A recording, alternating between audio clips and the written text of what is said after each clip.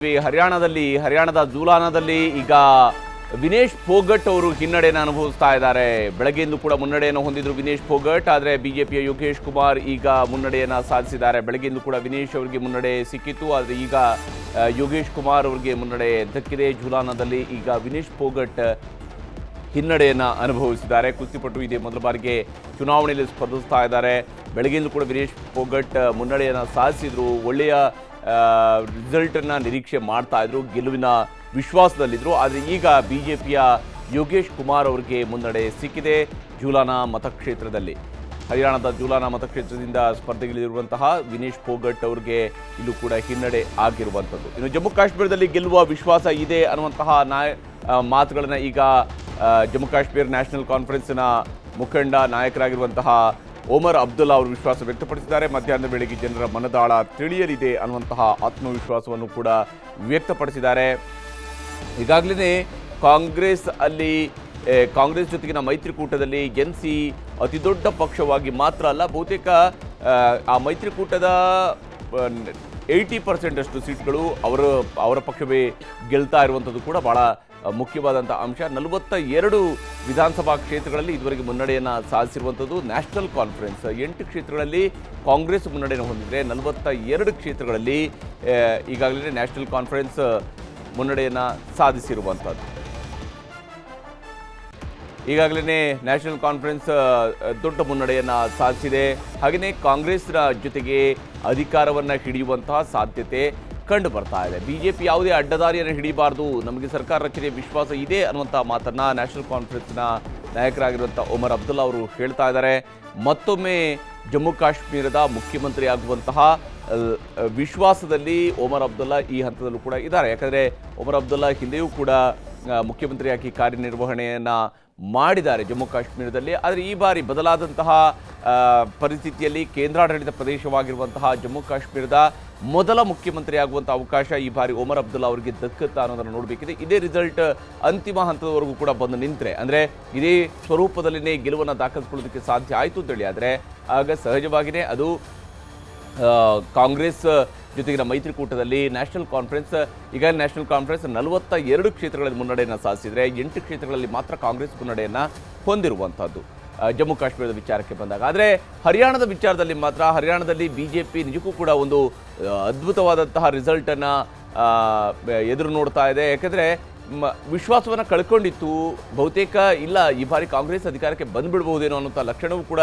ಕಂಡು ಬರ್ತಾ ಇತ್ತು. ಆದರೆ ಈ ಹಂತದಲ್ಲಿ ಎಲ್ಲವೂ ಕೂಡ ಉಲ್ಟಾಪಲ್ಟಾಗಿದೆ.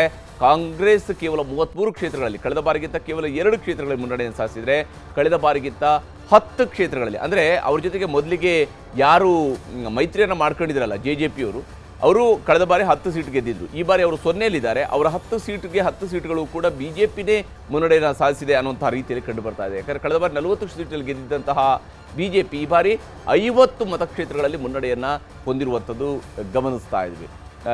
ಇಲ್ಲಿ ಮೋಹನ್ ವಿಶ್ವ ಅವರೇ, ಯಾವ ಸ್ವರೂಪದಲ್ಲಿ ಈ ಹರಿಯಾಣದ ರಿಸಲ್ಟ್ನ ವಿಚಾರಕ್ಕೆ ಬಂದಂತಹ ಸಂದರ್ಭದಲ್ಲಿ ಬಹುಶಃ ಬಿಜೆಪಿ ಕಳೆದ ಬಾರಿ ಅಥವಾ ಅದರ ಹಿಂದಿನ ಬಾರಿ 47 ಅತಿ ಹೆಚ್ಚು ಸಾಧನೆಯನ್ನು ಮಾಡಿದಂತಹ ಚುನಾವಣೆಗಿಂತಲೂ ಕೂಡ ಹೆಚ್ಚು ಕ್ಷೇತ್ರಗಳಲ್ಲಿ ಈಗ ಮುನ್ನಡೆಯನ್ನು ಹೊಂದಿದೆ, ಈ ಹಂತದಲ್ಲಿ ಮುನ್ನಡೆಯನ್ನು ಹೊಂದಿರುವಂಥದ್ದು ಯಾವುದು ನೆರವಾಗಿದೆ ಅನ್ನುವಂಥದ್ದು. ಯಾಕಂದರೆ ಮುಖ್ಯಮಂತ್ರಿ ಬದಲಾವಣೆ ಅನ್ನುವಂಥ ಅಸ್ತ್ರ ಭಾಳ ಮುಖ್ಯ ಆಗಿರುತ್ತಾ? ಅಲ್ಲ ನೋಡಿ ಹರಿಪ್ರಸಾದ್, ಅದು ಹೈಕಮಾಂಡ್ ನಾಯಕರ ತೀರ್ಮಾನ, ಅವ್ರು ಮಾಡೋದು ಯಾರು ಮುಖ್ಯಮಂತ್ರಿ ಕ್ಯಾಂಡಿಡೇಟ್ ಆಗಬೇಕು ಏನಾಗಬೇಕು ಅಂತೆಲ್ಲ ಹೇಳಿಬಿಟ್ಟು. ಸೊ ನಮ್ಮದೊಂದು ಸಂಘಟನೆ ಇಟ್ಕೊಂಡು ನಾವಲ್ಲೊಂದು ಕೆಲಸಗಳನ್ನ ಮಾಡಿದ್ದೀವಿ. ಜೊತೆಗೆ ಅಭಿವೃದ್ಧಿ, ಈಗ ನಾವಿಲ್ಲಿ ಹರಿಯಾಣದಲ್ಲೇ ಗೆದ್ದ ನಂತರ ಗುಜರಾತು ಮಧ್ಯಪ್ರದೇಶ ಆದಮೇಲೆ ಹ್ಯಾಟ್ರಿಕ್ ಕಂಟಿನ್ಯೂಸ್ ಆಗಿ 15ನೇ ವರ್ಷ ಒಂದು ಆ್ಯಂಟಿ ಇನ್ಕಂಬೆನ್ಸನ್ನು ಮೀರಿ ಆಡಳಿತ ಕೊಡಬಹುದು ಅನ್ನೋ ಉದಾಹರಣೆ ತೋರಿಸ್ಕೊಟ್ಟಿರುವಂಥ ಏಕೈಕ ಪಕ್ಷ ಭಾರತೀಯ ಜನತಾ ಪಾರ್ಟಿ. ನೀವು ನೋಡ್ತಾ ಹೋದರೆ ಟ್ರೆಂಡನ್ನು ನೋಡ್ತಾ ಹೋದರೆ 100% ನಾವು ಗೆಲ್ತೀವಿ, ಅದರಲ್ಲಿ 2 ಮಾತೇ ಇಲ್ಲ. ನಾನು ಆಗಲೇ ಹೇಳ್ದಂಗೆ ಈ ಕಾಂಗ್ರೆಸ್ನ ಸುಳ್ಳು ಭರವಸೆಗಳು, ಟೊಳ್ಳು ಭರವಸೆಗಳು ಇನ್ನಾದರೂ ಬಿಡಬೇಕು. ಅವರು ಕೇವಲ ನಾವು ಸುಳ್ಳು ಹೇಳ್ಕೊಂಡು ರಾಜಕಾರಣ ಮಾಡ್ತೀವಿ ಗೆಲ್ತೀವಿ ಅನ್ನೋದಕ್ಕೆ ಇದು ಒಂದು ದೊಡ್ಡ ಉದಾಹರಣೆ, ಹೆಂಗೆ ಸೋಲಿಸ್ತಾರೆ ಜನ ಅಂತ ಹೇಳ್ಬಿಟ್ಟು. ಜಮ್ಮು ಕಾಶ್ಮೀರದಲ್ಲಿ ಹೀನಾಯ ಸೋಲು ಅವರಿಗೆ ಬಂದಿರೋದು 14 ಸೀಟು 90ರಲ್ಲಿ. ಅವ್ರಿಗಿಂತ ಹೆಚ್ಚು ವೋಟ್ ಶೇರ್ ನಮಗೆ ಬಂದಿದೆ, ಅವ್ರಿಗಿಂತ ಹೆಚ್ಚು ಸೀಟ್ ನಮಗೆ ಬಂದಿದೆ. ಇದನ್ನು ಅರ್ಥ ಮಾಡ್ಕೊಬೇಕು. ಮತ್ತು ನಾನು ಆಗಲೇ ಹೇಳ್ದಂಗೆ ಕರ್ನಾಟಕ, ತೆಲಂಗಾಣ, ಹಿಮಾಚಲದ ಉದಾಹರಣೆಗಳನ್ನ ಅವ್ರು ನೋಡ್ತಾ ಇದ್ದಾರೆ. ಬೆಲೆ ಏರಿಕೆ ವಿಚಾರದಲ್ಲಿ ಬರಬೇಕು ಅಂದರೆ ಕಾಂಗ್ರೆಸ್ ಅಧಿಕಾರಕ್ಕೆ ಬಂದ ತಕ್ಷಣ ಏನು ಮಾಡಿದ್ರು? ನಂದಿನಿ ಹಾಲಿನ ಬೆಲೆ ಏರಿಕೆ ಮಾಡಿದ್ರು 2 ಸಲ, 3 ರೂಪಾಯಿ ಒಂದ್ಸಲಿ, 5 ರೂಪಾಯಿ ಒಂದ್ಸಲಿ. ಪೆಟ್ರೋಲ್ ಬೆಲೆ, ಡೀಸೆಲ್ ಬೆಲೆ 3 ರೂಪಾಯಿ, 3.5 ರೂಪಾಯಿ ಏರಿಕೆ ಮಾಡಿದ್ರು. ತಿರ್ಗಾ ರಿಜಿಸ್ಟ್ರೇಷನ್ ಫೀಸು ಡಬಲ್ ಮಾಡಾಕ್ಬಿಟ್ರು.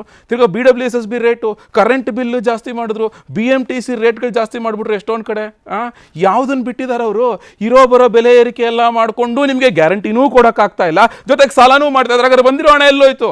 ಇದ್ರ ಜೊತೆಗೆ ಭ್ರಷ್ಟಾಚಾರ. ಸ್ವತಃ ಮುಖ್ಯಮಂತ್ರಿ ಸಿದ್ದರಾಮಯ್ಯನವರೇ ಇವತ್ತು ಜೈಲಿಗೆ ಹೋಗುವಂಥ ಪರಿಸ್ಥಿತಿಗೆ ತಂದಿಟ್ಕೊಂಡು ಕೂತಿದ್ದಾರೆ. ಇದನ್ನೆಲ್ಲ ಬೇರೆ ರಾಜ್ಯದವರು ಗಮನಿಸ್ತಾ ಇರ್ತಾರಲ್ವ, ಅವರೇನು ಸುಮ್ಮನೆ ಕೂತಿರ್ತಾರಾ? ಇವರೇನೇನು ಮಾಡ್ತಾರೆ ಅಂತ ಹೇಳ್ಬಿಟ್ಟು ಅದನ್ನು ಗಮನಿಸಿ ಕಾಂಗ್ರೆಸ್ ಯಾವ ರೀತಿ ಸುಳ್ಳು ಹೇಳುತ್ತೆ, ಹೇಗೆ ರಾಜಕೀಯವಾಗಿ ರೈತರನ್ನಾಗ್ಬೋದು, ಬಡವರನ್ನಾಗ್ಬೋದು, ಕ್ರೀಡಾಪಟುಗಳನ್ನಾಗ್ಬೋದು ಈ ವಿಚಾರದಲ್ಲಿ ಹೇಗೆ ಬಳಸ್ಕೊಂಡು ರಾಜಕೀಯವಾಗಿ ಅವ್ರು ರಾಜಕೀಯ ಮಾಡಿದ್ರು. ಬಟ್ ಆದರೆ ನರೇಂದ್ರ ಮೋದಿ ಅವರು ಕೇಂದ್ರದಲ್ಲಿ ಕೂತ್ಕೊಂಡು ಅವರು ರಾಜಕಾರಣ ಅಂತ ಮಾಡಲೇ ಇಲ್ಲ. ಕ್ರೀಡಾಪಟುಗಳ ವಿಚಾರದಲ್ಲಿ ಬೇರೆ ಒಲಿಂಪಿಕ್ನಲ್ಲಿರುವಂಥ ಯಾರ್ಯಾರಿಗೆ ಎಷ್ಟೆಷ್ಟು ಫೆಸಿಲಿಟಿ ಕೊಡೋಕ್ಕೆ ಶುರು ಮಾಡಿದ್ರು ಅಷ್ಟೇ ಈಕ್ವಲ್ ಇಂಪಾರ್ಟೆನ್ಸ್ ಅಲ್ಲಿನ ಕ್ರೀಡಾಪಟುಗಳಿಗೆ ಕೊಟ್ಟರು. ಅವ್ರು ಒಲಿಂಪಿಕ್ ಹೋದರು, ಅಲ್ಲೇನೋ ಸಮಸ್ಯೆ ಆದಾಗಲೂ ಅಷ್ಟೇ ಒಂದು ಕೇಂದ್ರ ಸರ್ಕಾರವಾಗಿ ಅಂತಾರಾಷ್ಟ್ರೀಯ ಮಟ್ಟದಲ್ಲಿ ಯಾವ ರೀತಿ ವಾದ ಮಂಡನೆ ಮಾಡಿ ಏನೇನು ಮಾಡಬೇಕು ಅನ್ನೋವಂಥ ಕ್ರಮಗಳನ್ನು ಕೈಗೊಂಡ್ರು. ಸೊ ಅಲ್ಲಿ ರಾಜಕೀಯ ಬೆರೆಸಲೇ ಇಲ್ಲ ನರೇಂದ್ರ ಮೋದಿ ಅವರು. ದ್ವೇಷದ ರಾಜಕಾರಣ ಅನ್ನೋದು ಇಲ್ವೇ ಇಲ್ಲ ಬಿಜೆಪಿನಲ್ಲಿ. ಅನ್ಲೈಕ್ ಕಾಂಗ್ರೆಸ್, ಇದನ್ನೆಲ್ಲಾನು ಹರಿಯಾಣ ಜನ ಆಗಬಹುದು, ಬೇರೆ ಬೇರೆ ರಾಜ್ಯ ಜನ ಆಗ್ಬೋದು, ಖಂಡಿತ ಗಮನಿಸ್ತಾ ಇರ್ತಾರೆ. ಅವರ ಸುಳ್ಳು ಭರವಸೆಗಳು, ಸುಳ್ಳುಗಳು, ಟೊಳ್ಳುಗಳು.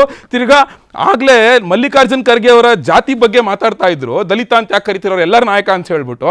ದಿನಾ ಬೆಳಗ್ಗೆ ಆದ್ರೆ ಹೋದ ಕಡೆ ಎಲ್ಲ ಜಾತಿ ಬಗ್ಗೆ ಮಾತಾಡ್ತಾ ಇದೇ ರಾಹುಲ್ ಗಾಂಧಿ ತಾನೆ. ಅಷ್ಟೇ ವಿಶ್ವಸುಂದರಿ ಸ್ಪರ್ಧೆಯಲ್ಲೂ ಜಾತಿ ತಂದಂತ ವ್ಯಕ್ತಿ ರಾಹುಲ್ ಗಾಂಧಿ. ದಿನ ಬೆಳಗ್ಗೆ ಆದ್ರೆ ಮಾತಾಡೋದು ಇವರು ಮಾತ್ರ ಮಾತಾಡ್ಬೋದು ಜಾತಿ ಜಾತಿ ಜಾತಿ ಜಾತಿ ಅಂತ ಹೇಳಿ, ಬೇರೆ ಯಾರು ಮಾತಾಡಬಾರ್ದು. 2ನೇ ಪಾಯಿಂಟು, ಹೌದು ಐ ಅಗ್ರಿ, ಮೋಹನ್ ದಾಸ್ ಕರಮ್ಚಂದ್ ಗಾಂಧಿ ಅವರು ಒಂದು ಚಳುವಳಿನೇ ಮಾಡಿದ್ದು ಕಾಂಗ್ರೆಸ್ ಅಂತ ಇಟ್ಕೊಂಡು.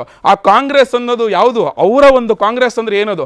ಅದು ಬ್ರಿಟಿಷರ ವಿರುದ್ಧ ಹೋರಾಡಿದಂಥ ಒಂದು ಸಂಘಟನೆ. ಅದು ಯಾವತ್ತೂ ರಾಜಕೀಯ ಪಕ್ಷ ಆಗಿರಲಿಲ್ಲ. ಸ್ವಾತಂತ್ರ್ಯ ಬಂದ ತಕ್ಷಣ ಇದೇ ಗಾಂಧಿಯವರು ಅದನ್ನು ವಿಸರ್ಜನೆ ಮಾಡಿ ನೀವು ಪಕ್ಷ ಕಟ್ಟಿ ಅಂತ ಹೇಳಿದಾಗ ಅದನ್ನೂ ಹೈಜಾಕ್ ಮಾಡಿಕೊಂಡು, ಅವ್ರ ಹೆಸರನ್ನೂ ಹೈಜಾಕ್ ಮಾಡಿಕೊಂಡು, ಅವ್ರ ಹೆಸರಿಗೆ ಕಳಂಕ ಬರುವಂಗೆ 75 ವರ್ಷ ನಡ್ಕೊಂಬಂದಿದ್ದಾರೆ ಇದೇ ಕಾಂಗ್ರೆಸ್ ಪಕ್ಷ.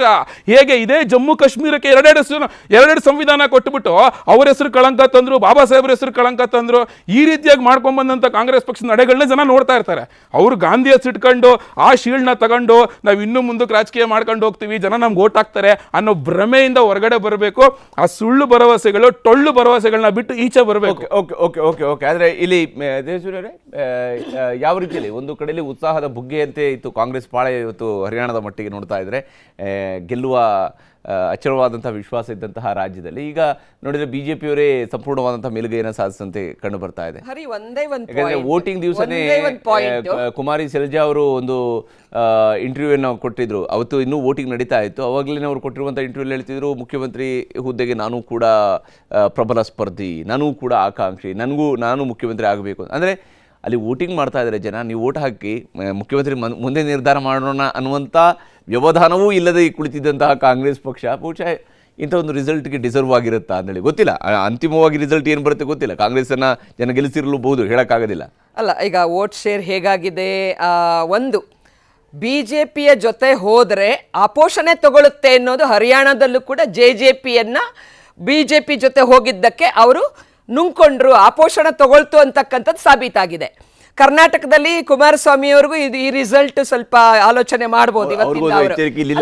ಬಿಜೆಪಿ ಜೊತೆ ಹೋದ ಮೇಲೆ ಬಿಜೆಪಿ ನುಂಗ್ಕೊಳ್ಳುತ್ತೆ ಅಂತಕ್ಕಂಥದ್ದಂತೂ ಸಾಬೀತಾಗಿದೆ.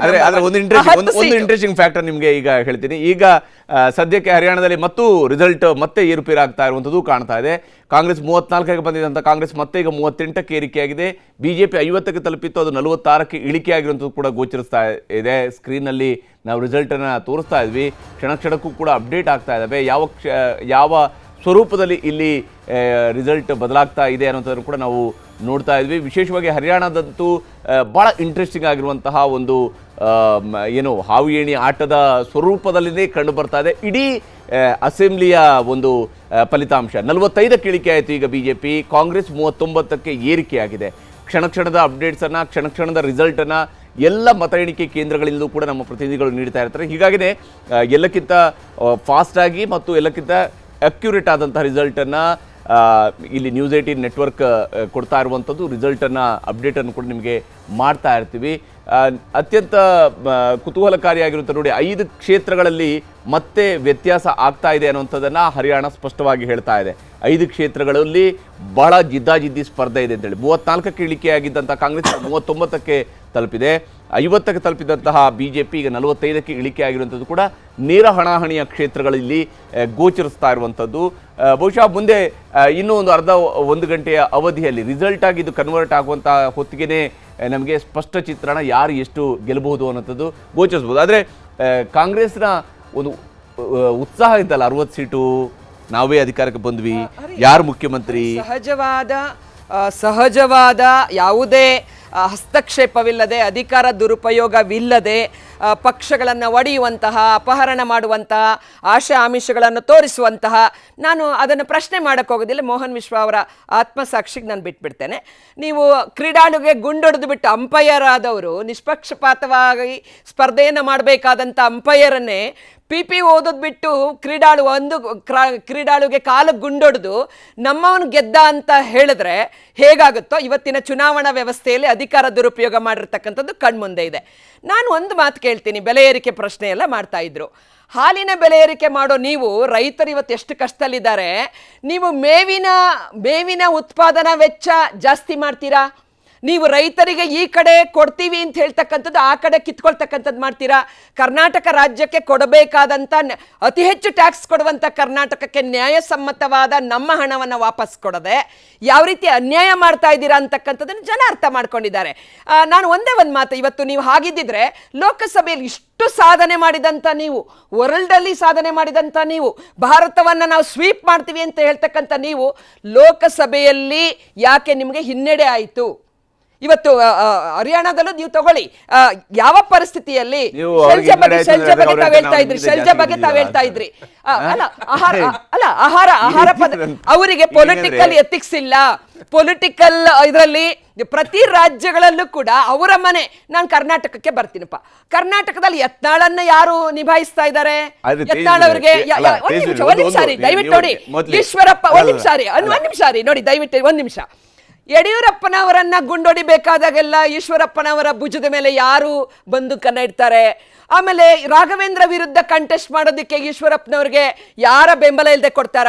RSS ಸೇವಾ ಮನೋಭಾವದಿಂದ ಸ್ಥಾಪನೆ ಆಯಿತು ಅಂತ ಸ್ವಯಂ ಹೇಳಿಕೊಂಡಂತ RSS ಇವತ್ತು BJPಗೆ ಚುನಾವಣೆಗಳನ್ನು ನಡೆಸುವ ಯಂತ್ರವಾಗಿ ಯಾಕೆ ಮಾರ್ಪಾಡಾಗಿದೆ? ತುಂಬಾ ಪ್ರಶ್ನೆಗಳಿಗೆ ಉತ್ತರ ಹೇಳಬೇಕಾಗತ್ತೆ. ಒಂದು, ಕಾಂಗ್ರೆಸ್ ಅವತ್ತು ಚಳವಳಿ, ಕಾಂಗ್ರೆಸ್ ಇವತ್ತು ಚಳವಳಿ, ಕಾಂಗ್ರೆಸ್ ಮುಂದಕ್ಕೂ ಚಳವಳಿ ಬಡವರ ಪರ. ನಾವು ಇದನ್ನು ಸ್ವೀಕಾರ ಮಾಡ್ತೇವೆ. ಪ್ರಜಾಪ್ರಭುತ್ವವನ್ನು ಉಳಿಸುವಂತಹ, ಬೆಳೆಸುವಂತಹ, ರಕ್ಷಿಸುವಂತಹ ಶಕ್ತಿ ಭಾರತದಲ್ಲಿ ಕಾಂಗ್ರೆಸ್ ನಿರಂತರವಾಗಿರುತ್ತೆ.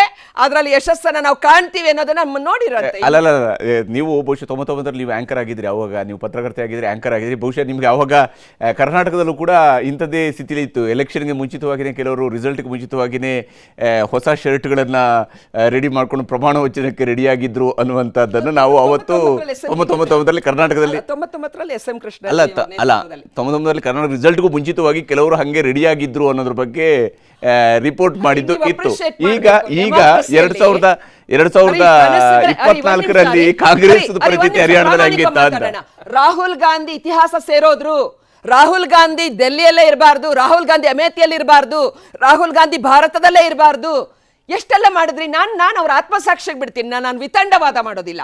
ರಾಹುಲ್ ಗಾಂಧಿ ಮುಗಿದೋದ್ರು ಅಂತ ಹೇಳಿದಂಥ ರಾಹುಲ್ ಗಾಂಧಿ ಅವರನ್ನ, ಕಾಂಗ್ರೆಸ್ ಪಕ್ಷವನ್ನ, ಮಲ್ಲಿಕಾರ್ಜುನ ಖರ್ಗೆ ಅವರನ್ನ ನೀವು ಇವತ್ತು ಮಾತನಾಡ್ತಿರಲ್ಲ, ದಲಿತ ವರ್ಗಗಳಿಗೆ ಶಕ್ತಿ ತುಂಬುವ ರಾಜಕಾರಣ ಅಲ್ಲ, ಪ್ರಬಲ ನಾಯಕರನ್ನ ಮುಗಿಸುವ ಎಲ್ಲ ಸಮಾಜಗಳಲ್ಲಿ ಜಾತಿ ಬಗ್ಗೆ ವಿಶ್ವ ಹೇಳಿದ್ರು ಡಿಬೇಟ್ ಮಾಡಬೇಕು. ಇವತ್ತು ಈ ಅಸಮಾನತೆ, ಅಸ್ಪೃಶ್ಯತೆ, ಆರ್ಥಿಕ ಹಿನ್ನಡೆ ಮಾನದಂಡ ಯಾವುದು? ನಿಮಗೂ ಅದೇ ಮಾನದಂಡ ಅಲ್ವಾ? ಯಾಕೆ ಆ ಸತ್ಯವನ್ನು ಸ್ವೀಕಾರ ಮಾಡೋಕ್ಕೆ ಯಾಕೆ ನಿಮಗೆ ಕಷ್ಟ? ಭಯನಾ? ಕೆಲವೇ ವರ್ಗಗಳ ಹಿಡಿತ ಹೋಗುತ್ತೆ ಅನ್ನುವ ಭಯನಾ? ಅಂದರೆ ದಲಿತ ವರ್ಗಗಳ ಮೇಲೆ, ಹಿಂದುಳಿದ ವರ್ಗಗಳ ಮೇಲೆ, ಬಡವರ ಮೇಲೆ ಪ್ರೀತಿ ಇದ್ದರೆ ದಯಮಾಡಿ ಇದರಲ್ಲಿ ತೋರಿಸ್ಬೇಕು.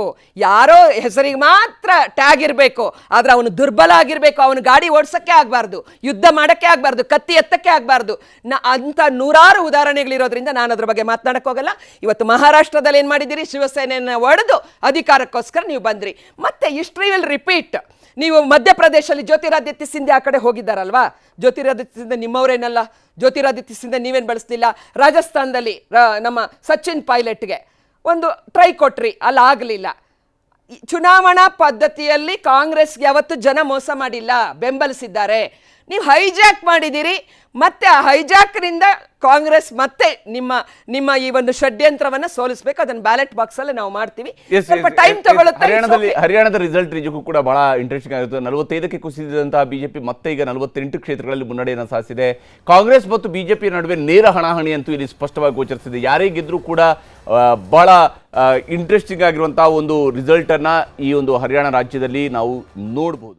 ಕನ್ನಡಿಗರ ನೆಚ್ಚಿನ ನ್ಯೂಸ್ 18 ಕನ್ನಡ ಈಗ ವಾಟ್ಸ್ಆಪ್ನಲ್ಲೂ ಲಭ್ಯ. ಕರ್ನಾಟಕ, ದೇಶ ವಿದೇಶಗಳ 360 ಡಿಗ್ರಿ ಸುದ್ದಿಯ ವಿವರಗಳನ್ನ ನಿಮ್ಮ ಕೈ ಬೆರಳುಗಳಲ್ಲೇ ಪಡಿಲಿಕ್ಕೆ ಈ QR ಕೋಡ್ ಅನ್ನ ಸ್ಕ್ಯಾನ್ ಮಾಡಿ, ನಮ್ಮ ಚಾನಲ್ ಫಾಲೋ ಮಾಡಿ, ನೋಟಿಫಿಕೇಶನ್ ಆನ್ ಮಾಡಿ.